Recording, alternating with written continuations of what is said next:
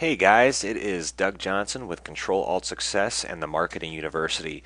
We are on lesson 1, which is how to set up your autoresponder. And in this lesson, we're going to teach you how to create a list. Now, I'm going to be under the impression that you already know how to log into your autoresponder.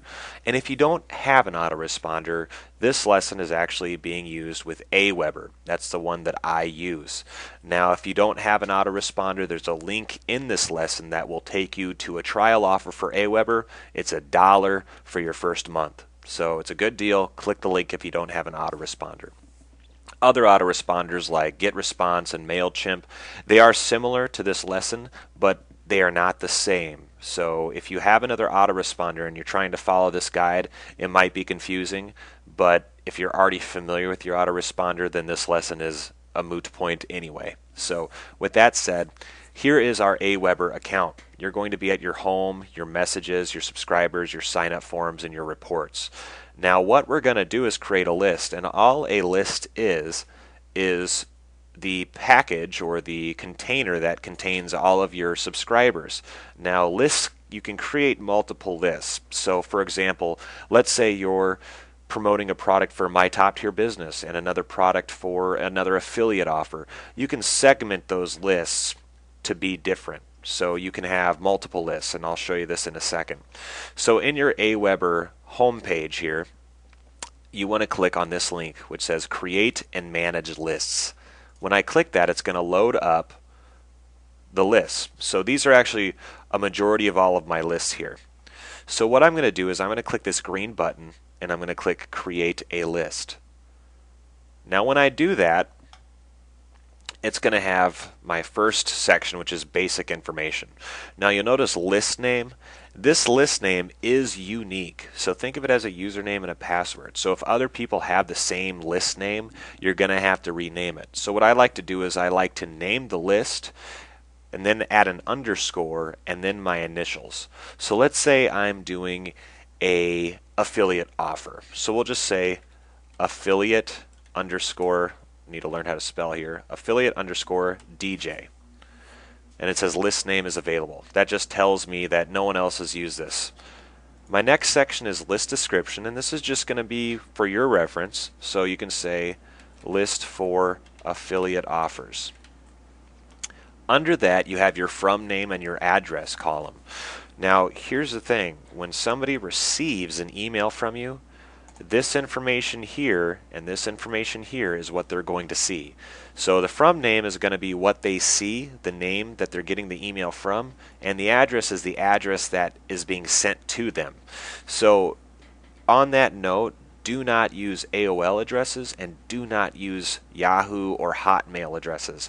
Gmail addresses are okay. I actually have a controlaltsuccess@gmail.com address myself, but do not use those other addresses. It just is very unprofessional. And also don't use your personal address. Make a new Gmail account. Okay, it's free. Just do it. Under that is your contact address. Now I actually moved, so I need to update all of my information here. But if you're not comfortable giving out your address, if you have a P.O. box, use that, or just have the city that you're from. So I'm actually now in Davenport, Iowa. So I'll just put that there. On your second tab, it says notifications here, and it says enter your name and email below.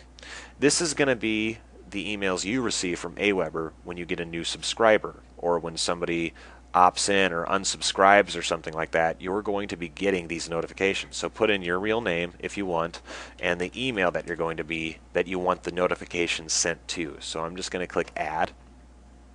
So I've now added my name and email address to the notifications. Then I'm going to click Save Settings. Once you save your settings, it goes into step 2, which is personalizing your list. I'm going to highlight it here so you see it. So there's personalize your list. It now goes into company branding. Now under company name, you can put whatever you want. If you already have a company, great. If not, think of a name. Think of a name that's kind of catchy. So obviously for me, I'm using Control Alt Success. My URL, of course, is my website, controlaltsuccess.com. And your email signature is not really important, but it can be a link to an offer, it can be a quote, it can be anything you want. I personally don't use it. That's just personal preference. It's not going to make or break the success with your autoresponder. Social media sharing is more of an advanced technique and an advanced tool. I'm not going to get into it in this lesson, but it allows you to integrate Aweber in with your Facebook and Twitter. And the global text snippets are just something that allows you to have a universal snippet on every email that you send out. So for example, if you have a brick and mortar store that you're marketing with Aweber with, you can actually include your store hours, for example, to always be in every email. So that's just something that I don't need to use in internet marketing personally that I've found yet. So I'm just going to click Save Settings. My next step and last step is my confirmed opt-in. Now the one thing that I will say, and this is personal preference, you can test this if you want to, but I have, and I found if you scroll down to the second step where it says require opt-in web forms, I personally turn this off. I've tried doing it with an opt-in. Essentially what it means is that if you have that turned on, when somebody opts into your list, they're going to have to click a link in an email to verify to Aweber that they're actually a real person. Now you might be thinking, oh well, I really want that. Honestly, I haven't noticed any difference, because if you're buying traffic, the same traffic's still going to go to the offer. You're just going to have less subscribers. So I personally turned it off. Up here though, you have your confirmation message. Now you can modify this in any way you want. I personally leave it blank because people are going to receive it anyway, and with the next lesson, setting up your follow-up series, they're going to receive a confirmation message that's more personalized to them anyway.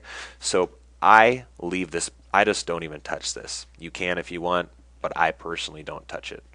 And then the success page is going to be your confirmation success page. Now, I don't touch this either, because in the next lesson I'm going to, or in one of the lessons further down this university here, I'm going to explain that a little bit more, but I just leave that blank. And I'm going to click Save, and we are now done. So if I just go to my Create and Manage List link again, and I look for Affiliate DJ, there it is. There's my actual list. Now I do want to say something. In Aweber, when you're in the list management section, you're going to notice setup completion 59%, 42%, 67%. Honestly, I don't know why they have that there. It's just confusing. If you see your list here, you're fine, because we're going to go into the next section, which is creating a follow-up series for this list. So I hope you enjoyed your very first lesson. Feel free to rewind it if you need to, review it. If you have any questions at all, you can email me at controlaltsuccess@gmail.com. There's no hyphens in that, so just CTRLALT success@gmail.com. Thanks for watching.